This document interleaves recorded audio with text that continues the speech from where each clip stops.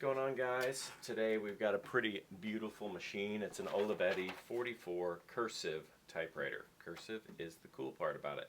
These things are rare and kind of highly sought after, so I'm excited to have one. Model number is 386651, and yeah, it's gorgeous. This thing is in immaculate condition. The only little nicks are on the very bottom over here, and that's from sitting in the case and maybe moving around, but it's just a little bit of the paint is rubbed off. The other side looks fine. Yeah, Olivetti's still there, looking good. A tiny ding, or like teeny tiny little nick right there, and just but overall super great typewriter. The one quirk with it is the carriage release on this side works fine, but this one is a little finicky, so sometimes it doesn't want to go. I mean, it'll work whenever I'm doing it, but if you don't push hard enough, so it's working fine now, as you can see, but I've had it where it stuck a little bit and didn't work, but this one always works over here. So anyways, just wanted to point that out. Of course it works whenever I'm trying to show that it doesn't work. So you see how often it does it. Not very often, but whatever. Anywho, let me go through some of the functions of this typewriter. You've got your caps right here, caps lock here. Your tabulator is over here. It's this little button. You push it up to make the tab work, push it down to turn the tab off. So this is the tab button right here. By the way, I've got, oh no, I got something on there. And right here is the, oh, I must have got that with the paper. I did. Okay, anyway, sorry, off subject. So over here is the tab, and it works fine. So if you want to get rid of a tab, push down on the thing, and now it should just go all the way over. If you want to add a tab, push up on it, and then it works. So you get the idea.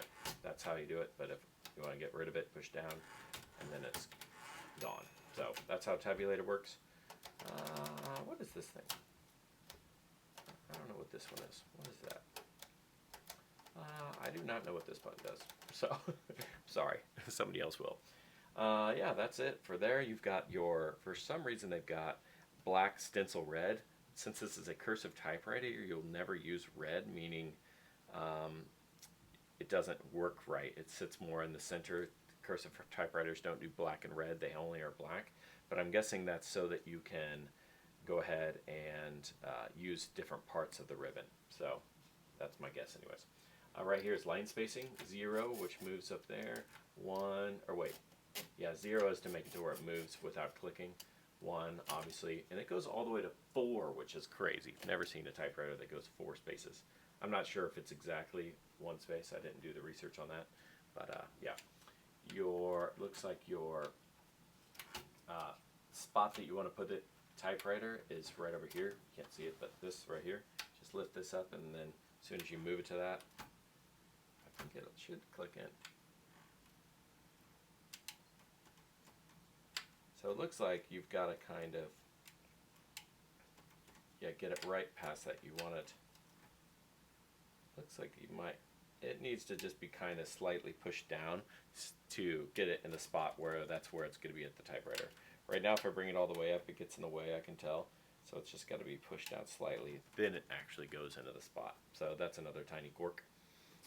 Nothing to write home about. This thing is cool. It folds up like that whenever you want to put it in the typewriter, or I mean the case, which does have a nice case with it. Your tabs are back here, just like anything else. You push them down, move them over. You've got your bunny ears here. They're little things. Your paper release right there. And yeah, I think that's it. Pretty straightforward. See if there's anything on the inside. Your touch sensitivity is over here. I can't, you got 1 to 4 right there. So depending on how hard you want it, let's stick it on 4. I cleaned this thing out, took off the bottom, did a bunch of work that way. It was just dusty, a little bit of dust, but really not much grease or grime or anything. It's like, just telling you, it's a very good looking. That's crazy. I can't push it there, but I can do it here. Never seen that before. Anyways, yeah, it is just very clean. It's a really nice looking machine. So let's do a type test. I think that's it to show you on that. Ribbon reversal, maybe that's it. I'm gonna try. No, I still don't know what that button is. And ribbon reversal, I believe, is just on a thing that does it naturally. Otherwise, you can just do it manually right here. Otherwise, it should find the tension and then go the other way. All right, I'm going to keep going before this video becomes 10 minutes long. Let's get some paper. Stuff is making a mess.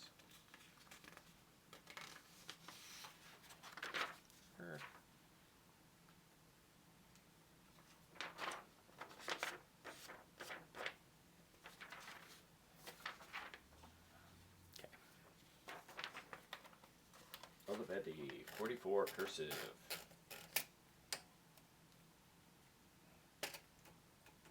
Oh, not that. All right, here we go.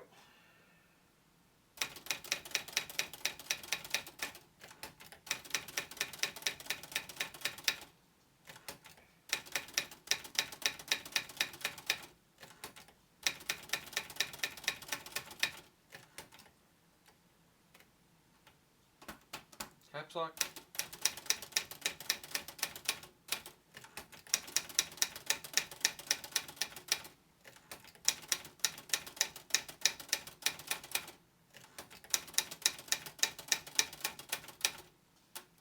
And red setting, just to see. It still moves the thing up higher, but I'm guessing it's just so you can use different parts of the ink. So yep, it is immaculately nice. I don't know if you can tell. I'll show you guys in photos. I'll just try to do it really quick just for fun. Let's see. Just for a second, you'll be able to see it. Anyways, that's to show you for a second. Anywho, this thing is just a great typewriter. The feel is a little harder than I would say on most, so just know that. It's not like super bouncy or anything of that sort. It's kind of like, but I've also got it on the hardest setting. But just letting you know, it's not the best feel in my opinion, but it's still, the whole thing as a whole is gorgeous and just a great machine. So give me a shout out in the comments or something like that if you want to know anything else about it. And thank you for watching, guys. Hopefully I'll see you bidding or excited on Etsy. Take care.